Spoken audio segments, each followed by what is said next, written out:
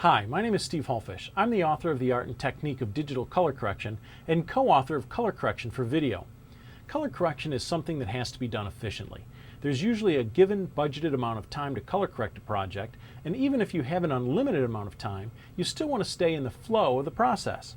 One of the things that can help you be efficient and stay in the moment is having access to the best waveform monitor and the best view of that display or combination of displays. Each image and each process can require that you look at a different display, like a waveform, parade waveform, vector scope, or a gamut display, and that you can quickly zoom in and look at a particular part of that display. The preset functionality of the Tektronix waveform monitors, including the lower cost WFM5200 that I'm using here, helps you stay focused on the task of color grading instead of button pushing.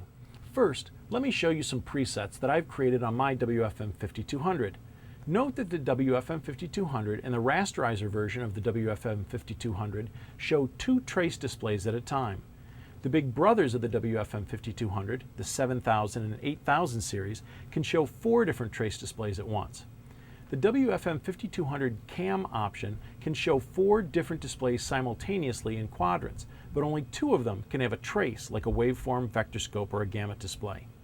The other 2 displays can be any combination of audio information, picture, or status, which can be very useful in color correction. Since we're talking about color correction, we'll always use one of the quads for picture and one for our status set to alarms. The top 2 displays we'll use for our actual images. One of the most common displays for 2 waveform monitors would be an RGB parade and a vector scope. For most purposes, this is a good default.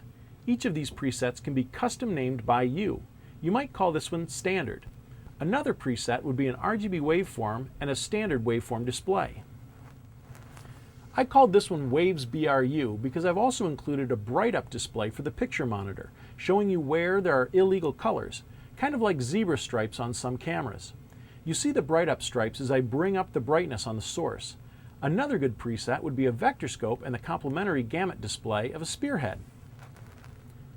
I called this one Color. It's a common misconception that the vector scope displays saturation, but really the distance from the center can also be affected by value or a combination of both.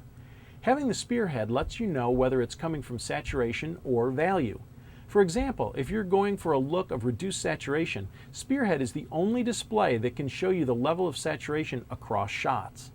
The vector scope is a good complement to the spearhead because the vector scope shows hue. Here, the spearhead is showing that our highlights are a little misbalanced. If they were balanced, they'd line up right along the left edge of the spearhead. Now, if you use the capture function to do matching, check out the video on scene matching to see what I'm talking about. The brightness doubles, so I created a preset to lower the waveform trace brightness. I called this one Match Cap. This shows how your presets don't have to be different display combinations, but also different settings for displays. You could also do variations on some of these, like I often want to see a zoom of my blacks in the waveform. So I have a side-by-side of a standard RGB parade and another RGB parade zoomed into the shadows. Also, a matching one that shows the zoom into the highlights. I called them Zoom Shadow and Zoom Highlight.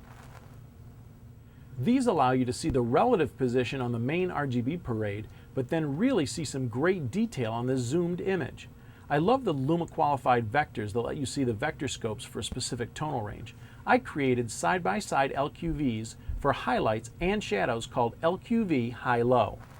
These side-by-side LQVs may look like a standard vector scope, but I have them set up to only show me the deepest shadows on the left LQV and the highlights on the right LQV. This makes finding a white and black point much easier because the midtones aren't shown.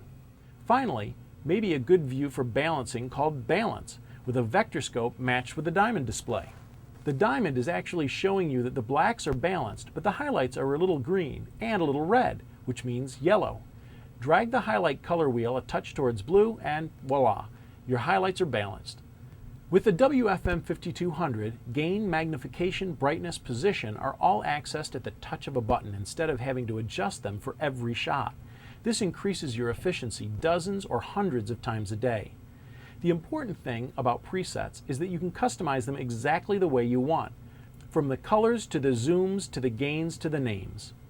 The other thing is that they're easily recalled.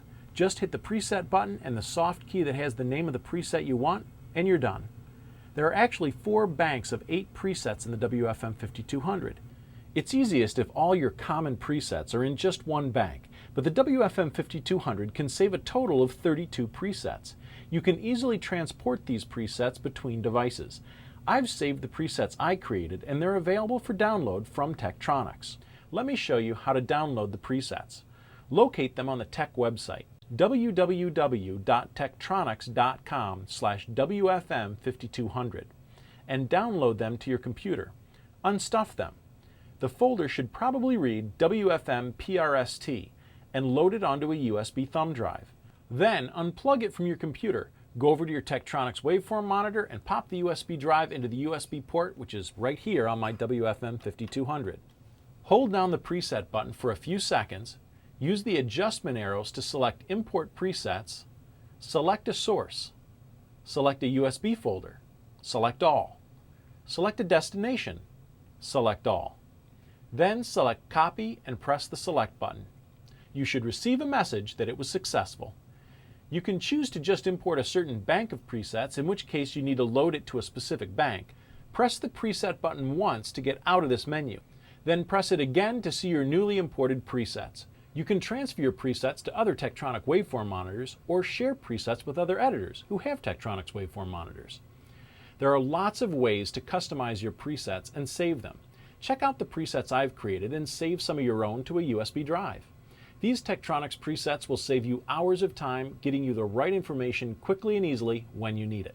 Be sure to check out the online demo of the Tektronix WFM5200 and the rest of the videos on color correction for video on the Tektronix website.